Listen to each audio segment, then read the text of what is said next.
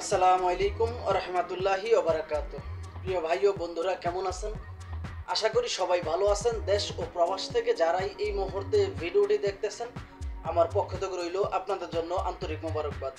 আমি চাই আপনারা ভালো থাকেন, যে দেশেই থাকেন না কেন, যে কাজই করেন না কেন, আপনারা যেন সবসময় ভালো থাকেন। আল্লাহ তাআলা রব্বুল আলামিনের কাছে এই প্রার্থনাই করি, প্রিয় মালিক যেন আমার দেশ এবং প্রবাসের ভাইদেরকে সবসময় সর্বদা ভালো রাখেন।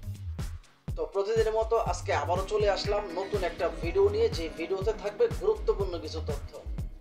আশা করি ধৈর্য সহকারে পুরো ভিডিওটি দেখে আপনার মূল্যবান মতামত ভিডিওর কমেন্ট বক্সে লিখে যাবেন। আজকে যাকে নিয়ে ভিডিও করব তার নাম হচ্ছে ফাতেহা। সে বর্তমানে থাকে হচ্ছে আপনার সাভার হেমায়েতপুরে। মেয়েরা ওর দুই ভাই, ওরা হচ্ছে দুই ভাই এক বোন। দুই ভাই বিয়ে করে আলাদা হয়ে গেছে এবং বাবা বিয়ে করে অন্য জায়গায় জীবন যাপন করে তার জীবন সঙ্গী নিয়ে, নতুন জীবন সঙ্গী নিয়ে। এখন এই মেয়েটা আসলে দিন দিন তার বয়স বৃদ্ধি পাচ্ছে এবং তার বয়স হয়ে যাচ্ছে, বিয়ের বয়স পেরিয়ে যাচ্ছে, শুধুমাত্র যৌতুকের জন্য বিয়ে হচ্ছে না। এবং যদিও ওর বিয়ে ঠিক হয়েছিল এবং সব আয়োজন কমপ্লিট হয়েছিল, শুধুমাত্র যৌতুকের টাকা পরিশোধ করতে পারে না বিধায় আসলে বিয়ের মণ্ডপ থেকেই যে মণ্ডপ থেকেই বর চলে যায়, শুধুমাত্র যৌতুক দিতে পারে না বলে। আমাদের বাংলাদেশটা এমন একটা সিচুয়েশনে আমরা এসে পড়ছি যে আসলে যৌতুকটা দিতেই হবে, যৌতুক ছাড়া চলে না।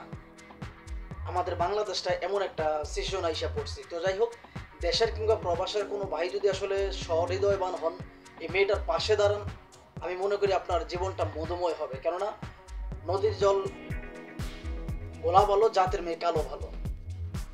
জাতের মেয়ে যদি আসলে স্ত্রী যদি চরিত্রবান হয়, সে যদি কালো হয়, তাও আপনার লাইফটা কিন্তু আসলে ভালো যাবে। আর স্ত্রী যদি আসলে সুন্দরী হয়, দুশ্চরিত্রা হয়, তার চরিত্র যদি ভালো না থাকে, তাহলে মনে করবেন যে আসলে জাহান্নামের গ্রাণ আপনি তা আপনার ঘরে পাবেন। মেয়ে মানুষ এতটাই জঘন্য, আবার এতটাই ভালো।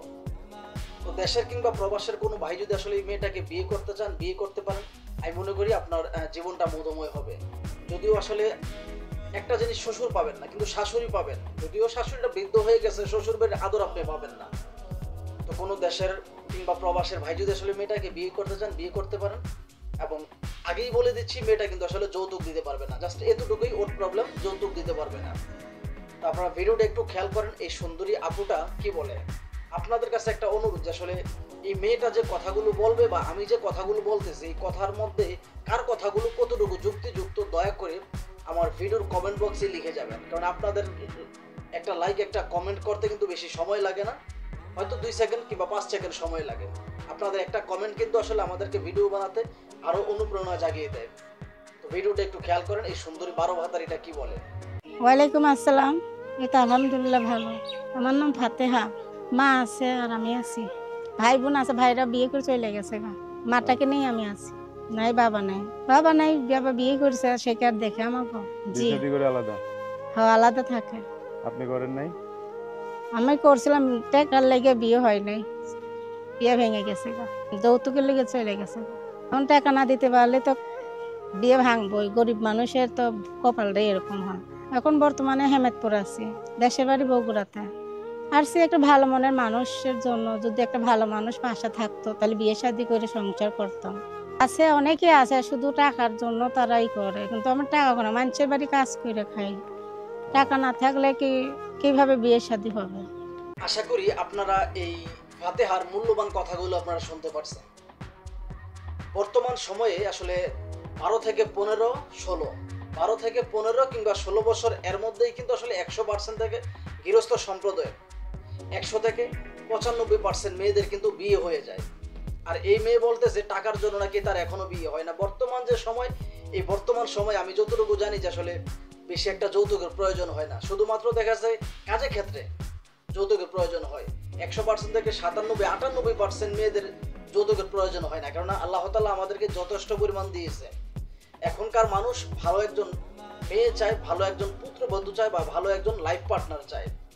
কে কত টাকা যৌতুক দিবে, বা বিয়ের সাথে কি কি দিবে, কতটুকু স্বর্ণ গয়না দিবে, কত টাকা দিবে, কতটুকু আসলে জমি দিবে, এগুলো মানুষ খেয়াল করে না, বা এগুলো মানুষ চাহিদা নাই বর্তমান সময়ে।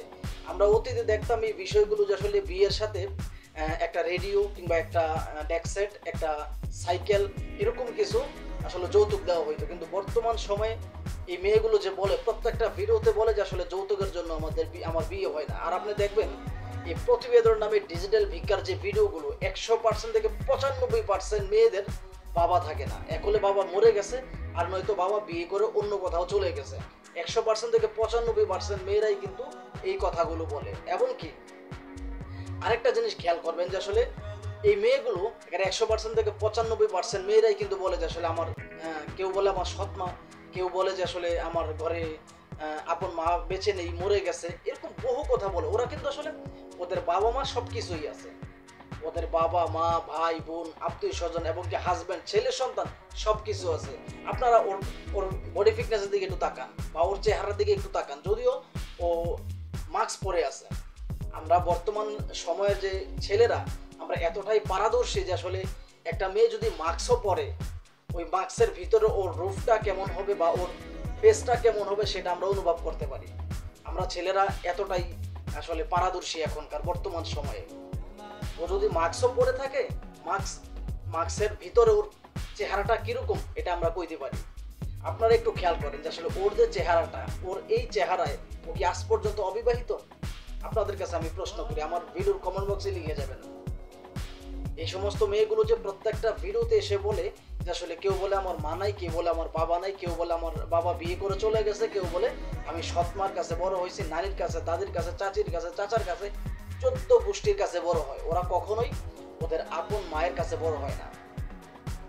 তো আপনারা যথেষ্ট পরিমাণ দূরে থাকবেন, এই সমস্ত মেয়েগুলো থেকে যথেষ্ট পরিমাণ দূরে থাকবেন। কেননা ওদের যে হাজব্যান্ডগুলো, এই সমস্ত মেয়েদের যে হাজব্যান্ডগুলো, এই সমস্ত মেয়েগুলোর হাজব্যান্ড হচ্ছে লিঙ্গ ছাড়া সিংহ, লিঙ্গ ছাড়া সিংহ, যার কারণে ওদের খাইজ মজাইতে পারে না। শুধুমাত্র খাইজ মজায় ক্যামেরার সামনে এসে একদিক দিয়ে খাইজ মজলো, আরেক দিক দিয়ে মনে করেন যে মানুষদেরকে ধোকা দিয়ে টাকা ইনকাম করলো। ও দেখবেন প্রত্যেকটা ভিডিওতে কিন্তু ওদের ব্যক্তিগত নাম্বার দেওয়া থাকে, প্রত্যেকটা ভিডিওতে।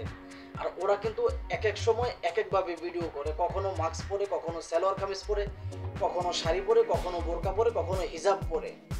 হিজাব পরলেই যদি আসলে ভালো মেয়ে হওয়া যেত, তাহলে সবচেয়ে ভালো মেয়ে হচ্ছে মিয়া খলিফা, সানি লিওন, এলেক স্টার। ওরাও কিন্তু আসলে পন স্টার। ওরা শুটিং এর ক্ষেত্রে মাঝে মধ্যে কিন্তু বোরকা পরে, হিজাব পরে। যদি হিজাব পরলেই ভালো মানুষ হওয়া যেত, তাইলে সবচেয়ে বড় ভালো মানুষ হচ্ছে এই পন স্টার মেয়েগুলো। এগুলো হচ্ছে ওদের যে ভিডিওগুলো, এই ভিডিওগুলোর সাথে আসলে কাল্পনিক দৃশ্য সব দেখানো হয়। ওদের এই কাল্পনিক দৃশ্যের সাথে জীবনের কোনো সম্পর্ক নাই, বা ওদের যে চরিত্রগুলো, ওই চরিত্রের সাথে বাস্তবের কোনো সম্পর্ক নাই। শুধুমাত্র মানুষদেরকে ধোঁকা দেওয়ার জন্যই কিন্তু এই ভিডিওগুলো তৈরি করা হয়। আপনাদের কাছে হাতে ধরি পায়ে ধরি অনুরোধ করি, আপনারা দয়া করে এই সমস্ত ভিডিওগুলো থেকে দূরে থাকবেন। কেননা শুধুমাত্র আপনাদেরকে পুরুষদেরকে উদ্দেশ্য করে এই ভিডিওগুলো বানানো হয়। একদিক দিয়ে ওদের টাকা ইনকাম হলো, আর একদিক দিয়ে পুরুষদেরকে ঠকায় যতটুকু নেওয়া যায়। তো যাই হোক, এই ভিডিওটা আসলে কাউকে উদ্দেশ্য করে বানানো হয়নি, শুধুমাত্র সতর্কমূলক ভিডিও। প্লিজ কেউ খারাপ মন্তব্য করবেন না। ভিডিওটি ভালো লাগলে লাইক কমেন্ট শেয়ার এবং চ্যানেলটি সাবস্ক্রাইব করে আপনাদের পাশে থাকার সুযোগ দিবেন। আল্লাহ হাফেজ।